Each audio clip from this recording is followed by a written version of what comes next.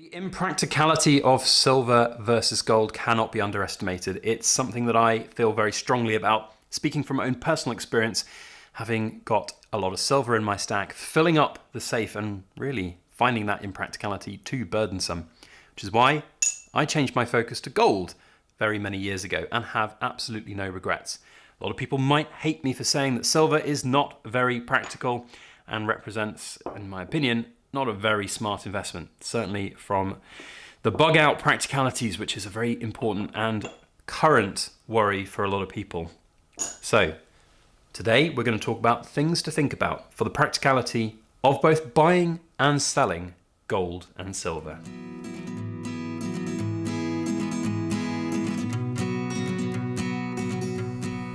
Hello everybody, Backyard Bullion here, and a very warm welcome to you all joining me for another episode of Things to Think About Before You Buy or Sell Gold and Silver.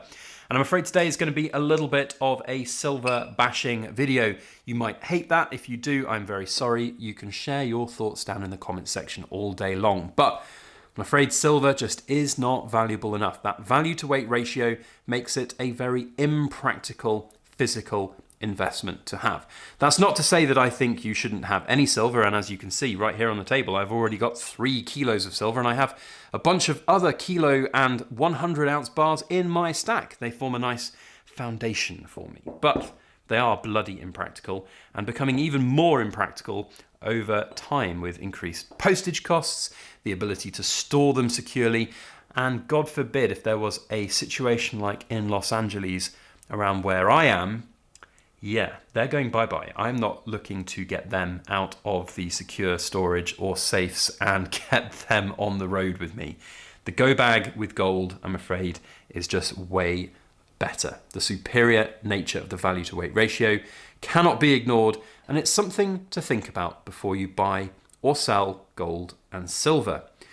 Now, if you enjoy our videos and you enjoy the kind of topic rambling discussions that we do, then don't forget to hit the thumbs up button. And if you want to see more like this, subscribe and check the playlist down below for the things to think about before you buy and sell gold and silver.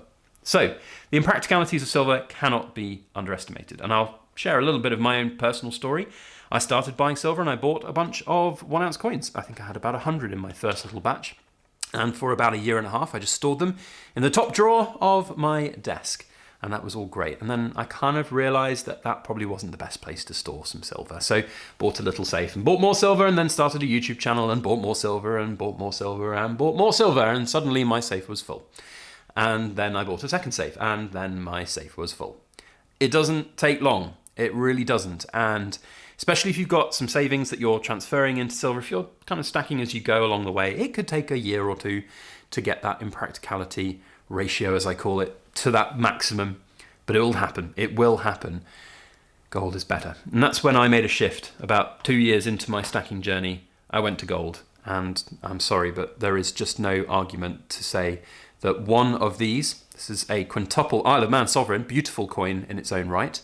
It's about 1.2-ish ounces of gold. I can't remember from memory exactly how much, about that. So probably about £2,500 worth.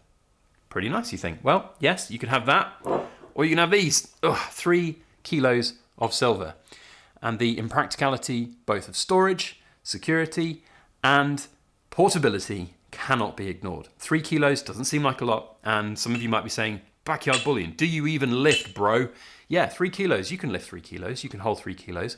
Try going for a run holding a 3 kilo weight. Try running from a 60 km/h wind blowing fire down your street towards your house, carrying 3 kilos of silver. Yeah, that's not going to happen. It might happen for a little bit. It might happen for some of you if you're very, very fast and strong. But would you really want to risk it? Risk your life for that? No, I wouldn't. And if something, God forbid, happens like what's happening in LA down where I am, and by the way, my heart goes out to anybody affected in that situation. It is horrible. It is unfathomable how bad that is. And the fact that insurance companies also not looking to cover, whether it be the gold and silver in your safe that's melted down into a big lump, or your house is burnt down and you're not covered, it sucks. So having gold, I think, is a much better security blanket than not. But it doesn't just stop at the purchasing and storing side of things. The selling side is very impractical too. And with the way that postage costs are going and postage weights and the value of this, it's a lot of money. And there are some problems with gold as well. And we're going to talk a little bit about that in the second part of this video. But first, a quick note from today's sponsor. Today's video is sponsored by Giant Mining Corp, whose ticker symbol is BFGFF, and that can be found down in the description box below. You can also find links to their website and corporate presentation. It's very important to remind you that I'm not here to give financial advice, and this presentation is not financial advice, but I would encourage you to go and check them out and do some of your own research into their operations. The global copper market is experiencing rapid growth due to the EV surge, with an expected demand increase for copper in electronic vehicles alone to more than 1.7 million tonnes by 2027. Investing in copper resource development not only supports the burgeoning EV market, but also creates significant economic opportunities in mining-friendly regions like Nevada. Short-term demand growth may be tempered by macroeconomic factors, but the longer-term outlook remains robust due to developments in renewable energy sources and the electrification of transportation, which are anticipated to significantly increase copper's usage.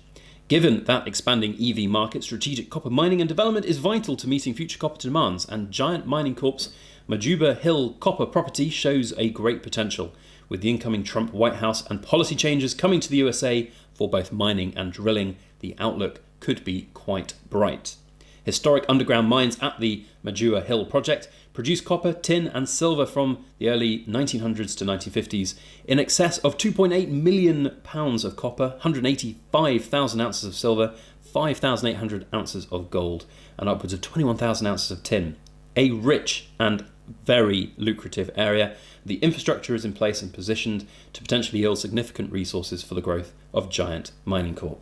Now, with all that said, it's very important to remind you that this is not investment advice, and I would caution anyone to do their own in-depth research. If you're interested, go and check out all of their links in the description box below to all the bits that you've seen today. Once again, a huge thank you to Giant Mining Corp for sponsoring today's video, and now back on with our main topic. Now, back to the topic at hand, which is the impracticality of silver and gold. What I like to do on this little series of things to think about before you buy or sell gold and silver is talk about the selling side of things. So buying silver and owning it over time, sure, yeah, it's a little bit impractical, but it's not impossible. You can certainly get a decent whack of money stored in silver securely within a safe, but compared with gold, it's a lot more difficult. When you come to selling at the other end, that's where things become very tricky indeed. Royal Mail, another royal institution that's not doing particularly well at the moment, but their prices are tantamount to extortion right now. And unfortunately in the United Kingdom, and I would imagine for most countries around the world, there are problems when it comes to the insurance value of parcels, and certainly by weight. There is no doubt that it is important to insure your precious metals when posting them. And unfortunately for large denomination gold, even sort of an ounce or more, we're getting to a point where it's getting close to that insurance value. Certainly for things like quintuple sovereigns, which are around 1.2 ounces, you're now looking at potentially not being able to have full insurance on these, and indeed having perhaps your insurance being completely invalidated on the big gold, which is why I have always preferred, or I say always, I have over the last couple of years preferred fractional gold, whether it be sovereign size or 10th ounce size. I think those just have a lot more practicality. So size really does matter, whether or not you agree or not. Unfortunately, big, chunky 1 kilo bars. So for example, if I wanted to sell both of these bars, you're looking at £1,600 worth, and you have to insure that, and it's going to cost £28.55 to post these. Whereas if you have one single coin, like this, well, 3 of these, £2,500 worth, it's going to cost you a lot of money to send that and insure it properly. Sending this, it's about 20 quid with insurance. So there is a difference, a saving to be had. If you sell the fractional gold, you're going to save even more on that postage side of things. And the practicality of it as well, I have seen and heard stories of heavy parcels containing silver bars, mine included, being held up by the postal services, questioned because they don't know what's in it, held up at X-ray points at airports. The practicality of selling large bits of silver cannot be underestimated. It sucks and it can be a bit of a burden. It's not impossible, but you do have to go that extra mile, which is, I guess, what I'm trying to say. So I'm sorry if I've hated on gold quite a lot. Sorry, hated on silver quite a lot. But unfortunately, it is just a bit impractical compared with gold. It's always been that way. So things to think about.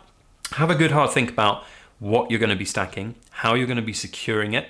I'm going to do a video on security and insurance another time in this series, because whilst I'm not necessarily going to show you the kind of safes that I have, I'm going to give you some tips on how to pick a safe and what kinds of things to think about before buying a safe. There are a lot of pitfalls when it comes to safe buying. So yeah, and insurance as well. There's a lot of questions people have about those kind of things. And if you've got questions about things to think about before buying or selling gold and silver, then please feel free to comment down in the comment section. Whether you're new or a seasoned stacker, I think there's always something interesting to think about and talk about in this sphere of influence. Otherwise, that's it from me. We need something for the Cool Kids Club to quote down in the comment section, and you can quote the serial number on this beautiful Kilo Horias fine silver bar, F84516. You can quote that down in the comment section, and I'll know that you're super cool. Thank you all for watching. We'll see you on the next video. As always, please make sure that you like, share, comment, and subscribe for more.